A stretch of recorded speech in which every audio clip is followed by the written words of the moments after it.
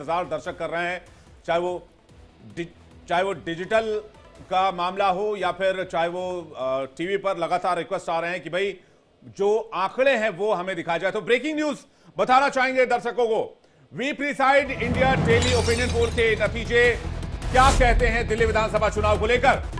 तस्वीर जो सामने आई है उसमें आम आदमी पार्टी आगे है। आम आदमी पार्टी को 50 से 55 सीटें इस ओपिनियन पोल में दी गई है। बीजेपी के खाते में 15 से 20 सीट आने का अनुमान है। कांग्रेस का खाता फिर नहीं खुलने के आसार दिख रहे हैं। बाकी अदर्स को भी निराशा ही हाथ लग सकती है। आम आदमी पार्टी को 51% वोट मिल सकती है।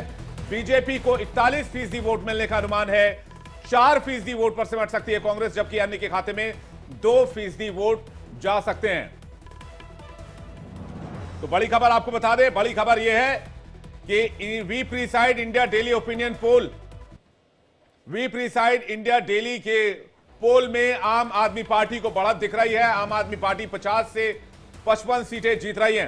हालांकि पिछली बार के मुकाबले नुकसान आम आदमी पार्टी को, क्योंकि पिछली बार 62 सीटें आम आदमी पार्टी के खाते में गई थी। इस बार 50 से 55 सीटों से संतोष करना पड़ सकता है।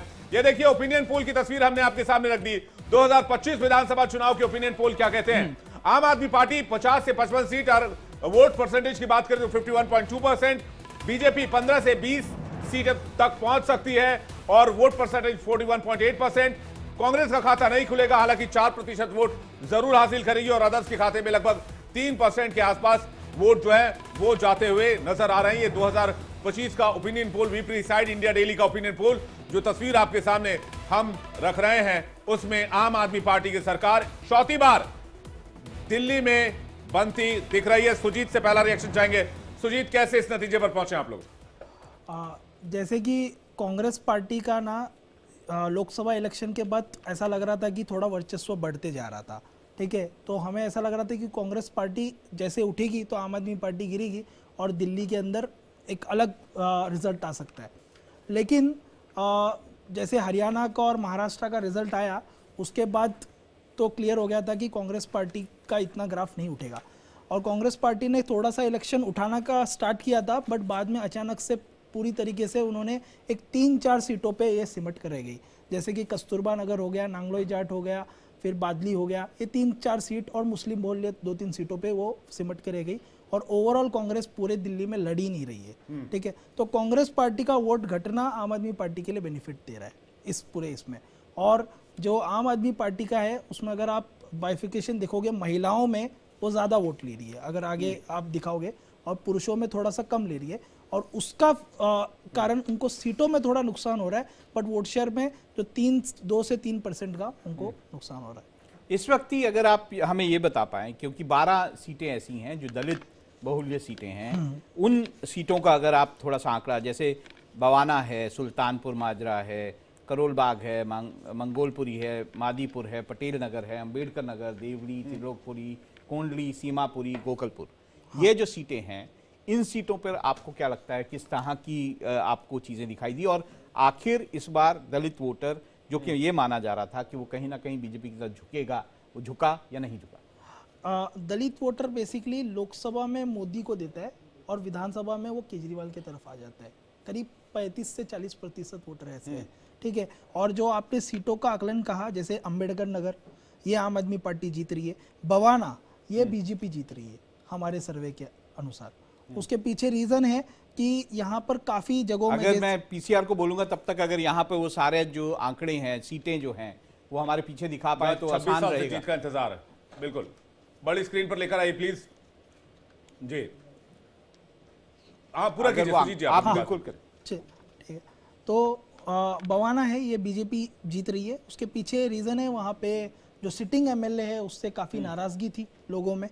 और जो एक एरिया है शाहबाद डेरी, जो कॉलोनीज वाली एरिया है, उसको छोड़कर बाकी ओवरऑल अगर हम बवाना गए तो वहां पर भाजपा का पलड़ा भारी है। दलित सीट है ये। मैं इसीलिए चाहता था कि इस पे अगर हम दिखा पाए कि जो हमने पूरी 2025 की जो सीटों का हिसाब दिया था उससे हमारे को बहुत ज्यादा क्लियर हो जाएगा। आपने बवाना की बात की, तो बवाना अगर हम देखें यहाँ पर, नई दिल्ली, मंगोलपुरी, तो जी बवाना की सीट अगर आप देख पाए तो वो भाजपा जीत रही है, भाजपा के पास जा रही है। बिल्कुल मुंडका के बगल में बवाना जो है वो बवाना जो है बीजेपी के खाते में जाती हुई दिख रही है। ये ओपिनियन सीट जो पोल है दिखाती ये, क्योंकि अगर आप ये इंपॉर्टेंट इसलिए भी हो जाता है, ये बता सकते हैं हमें हमारे सफॉलोजिस्ट कि 2013 में आम आदमी पार्टी ने 12 में से 9 सीटें जीती थी इसमें से जी।